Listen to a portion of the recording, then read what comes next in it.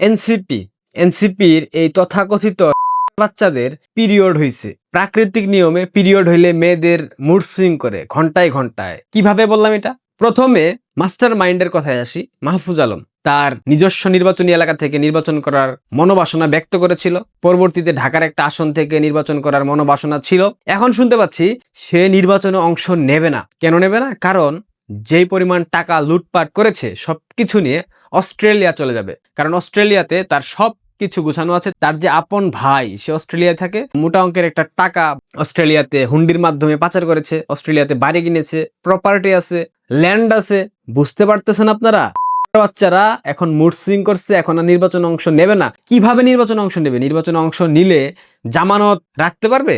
কোনোভাবেই পসিবল না। জামানত বাজেয়াপ্ত হবে এবং এটা বুঝতে পেরে ঘন্টায় ঘন্টায় ঘন্টায় ঘন্টায় মুড সুইং করতেছে। এখন সর্বশেষ ঘোষণা দিয়েছে আর নির্বাচনে অংশ নেবে না, চলে যাবে দেশের বাইরে। এরপর হাজার বছরের শ্রেষ্ঠ টুকাই আসিফ মাহমুদ সজীব ভুইয়া গত 15 মাসে উপদেষ্টা পরিষদে দুর্নীতি করে প্রায় 7,500 কোটি টাকার মালিক। আই রিপিট এগেইন, প্রায় 7,500 কোটি টাকার মালিক এই ফকিন্নির বাচ্চা, যে খাইতে পারতো না, ঘুমাইতে পারতো না, হলের পাতলা ডাইল খাইতো, যে কিনা একটা জুতা পরতে পারতো না দাম দিয়ে কিনে, নিউ মার্কেটের সেই ঢাকা কলেজের অপোজিট থেকে ফুটপাথ থেকে জিন্স প্যান্ট টি শার্ট কিনে পরে ঢাকা বিশ্ববিদ্যালয়ে ক্লাস করতো।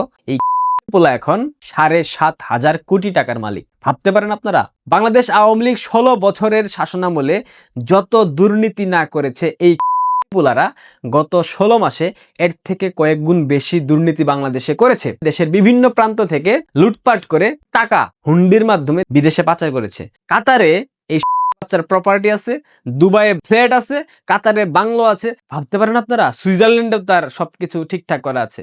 সেও এখন ঘোষণা দিয়েছে নির্বাচনে অংশ নেবে না। অথচ প্রথমত বলল কুমিল্লা থেকে নির্বাচনে অংশ নেবে। কুমিল্লায় তার যে নির্বাচনী আসন, সেখানে প্রচুর পরিমাণ সরকারি অর্থ বরাদ্দ নিয়েছে।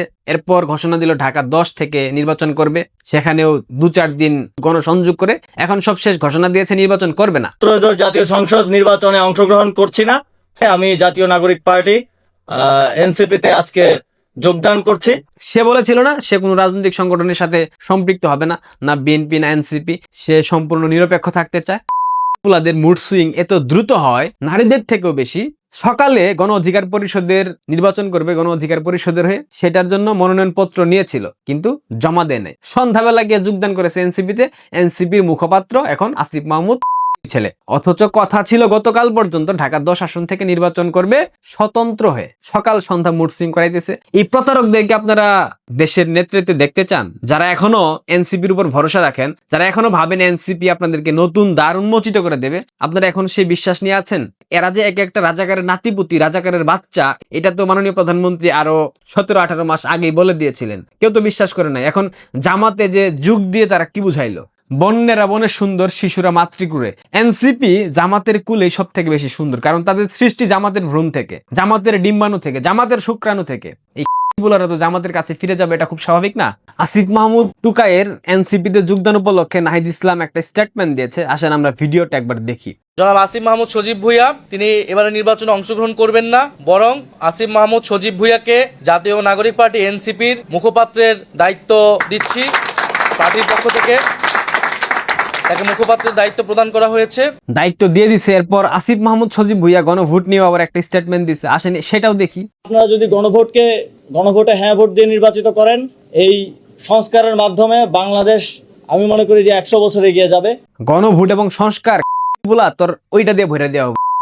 এদের মতো প্রতারক, এদের মতো বদমাইশ, এদের মতো বেহায়াদেরকে এখনো যারা সমর্থন দিচ্ছেন, এদেরকে যারা লাইক কমেন্টস শেয়ার করেন, সেই গান্ডু শ্রেণী ব্যতীত আপনাদের জন্য মায়া লাগে। আপনাদের এখনো বিবেক জাগ্রত হয় না যে বাচ্চারা আপনাদের দেশটাকে ধ্বংস করে দিচ্ছে। এরা পরিকল্পিতভাবে দেশটাকে ব্যর্থ রাষ্ট্রে পরিণত করার চেষ্টা করছে। সংস্কারের মূলা ঝুলিয়ে গত 15 মাসে যে পরিমাণ অর্থ লুটপাট করেছে, এগুলার প্রত্যেকটা হিসাব কিন্তু একটা সময় বের হয়ে আসবে। সবাই কিন্তু দেখবো আমরা। তখন কি আপনারা সেই মুখ দেখাইতে পারবেন? যারা এখনো তাদের সমর্থন দিচ্ছেন, যারা এখনো তাদেরকে স্নেহ দিচ্ছেন, ভালোবাসা দিচ্ছেন, আদর দিচ্ছেন, সোহাগ দিচ্ছেন, আপনাদের লজ্জা থাকা উচিত। আমি আপনাদেরকে বলেছিলাম না, জামায়াত যখন বুঝে যাবে প্রশাসনিকভাবে তারা তেমন একটা সমর্থন পাবে না, যখন বুঝে যাবে আন্তর্জাতিক সম্প্রদায় তাদেরকে সমর্থন করছে না, যখন বুঝে যাবে বিএনপির কাছে অনেকটা কোণঠাসা হয়ে গেছে, তখন জামাত আরো একটা লাশের রাজনীতি করবে। যেমনটা হাদির লাশ দিয়ে তারা অস্থিতিশীল পরিবেশ সৃষ্টি করে নির্বাচনকে বানচাল করার প্রচেষ্টা চালিয়েছিল। হাদি ইস্যু তো ব্যর্থ হয়েছে, জামাতের বিশাল একটা গার্বেজ ইস্যুতে পরিণত হয়েছে হাদি ইস্যু। হাদিকে এখন সবাই জঙ্গি হিসেবে ট্যাগ দিয়েছে, কারণ সে সাম্প্রদায়িক উগ্রবাদী জঙ্গি ছিল, যে টাকার বিনিময়ে মব করতো, যে টাকার বিনিময়ে আওয়ামী লীগের নেতাকর্মীদেরকে মব করতো, তাদের ঘর বাড়িতে হামলা করতো, Gulistan party office, Dhanmondi party অফিসে ভাঙচুর করতো। হাদিকে জামাত পরিকল্পিতভাবে ষড়যন্ত্রের মাধ্যমে হত্যা করে, এখন বলতে পারেন হত্যা ফয়সাল করেছে। ফয়সালকে হাদি পর্যন্ত পৌঁছে দিয়েছিল কারা, সেটা কি জানেন? খবর নেন। যদি না জানেন সেক্ষেত্রে আমাকে বলবেন কমেন্ট বক্সে, আমি আগামীকালকে আপনাদেরকে এটা জানাবো হাদির কাছে ফয়সালকে কে পাঠিয়েছিল।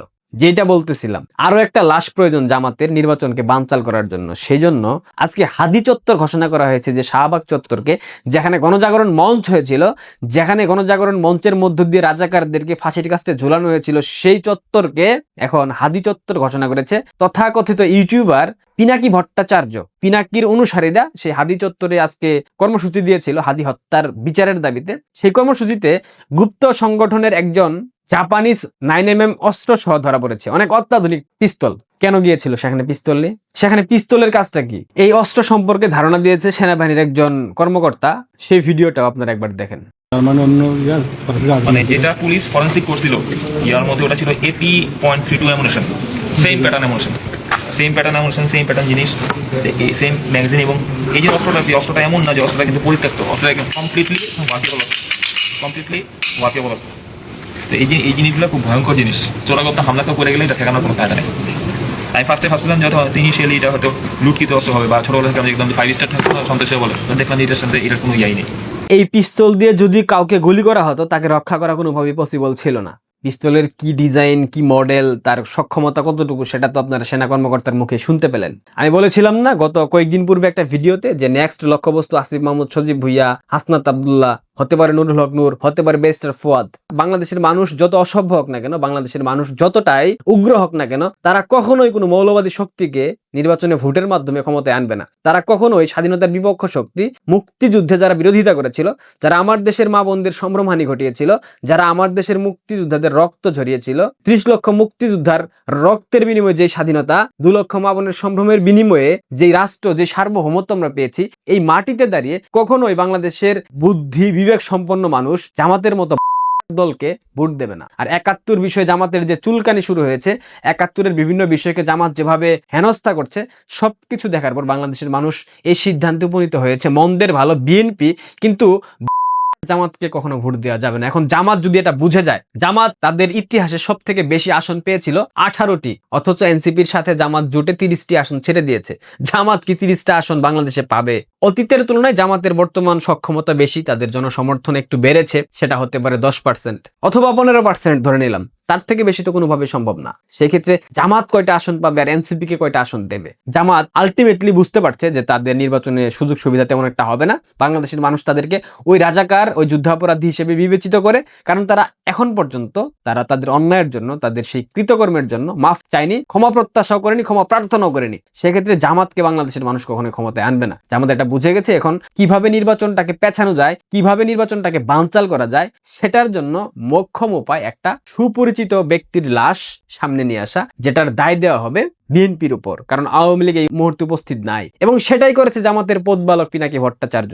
দুঃখিত, পদবালক বললে ভুল হবে। পিনাকি জামাত ইসলামের হিন্দু শাখার আমিরে হিন্দু পিনাকি ভট্টাচার্য বলেছে, শাহবাগে যে ব্যক্তি পিস্তল সহ ধরা খেয়েছে, অর্থাৎ হাদি চত্বরে, সেই ব্যক্তি বিএনপির কর্মী। কি বুঝলেন? তার নাম আরাফাত জামান, বাসা ধানমন্ডি জিগাতলা। পিনাকি ভট্টাচার্য কিন্তু ফেসবুকে স্ট্যাটাস দিয়ে এস্টাবলিশ করে দিয়েছে এটা বিএনপির কর্মী, অথচ আমরা শুনতে পাচ্ছি, আমরা জানি এটা গুপ্ত সংগঠন, অর্থাৎ জামায়াতের কর্মী। ভাবতে পারছেন খেলাটা কোন দিকে চলতেছে, খেলাটা কে খেলতেছে, খেলাটা কিভাবে খেলতেছে?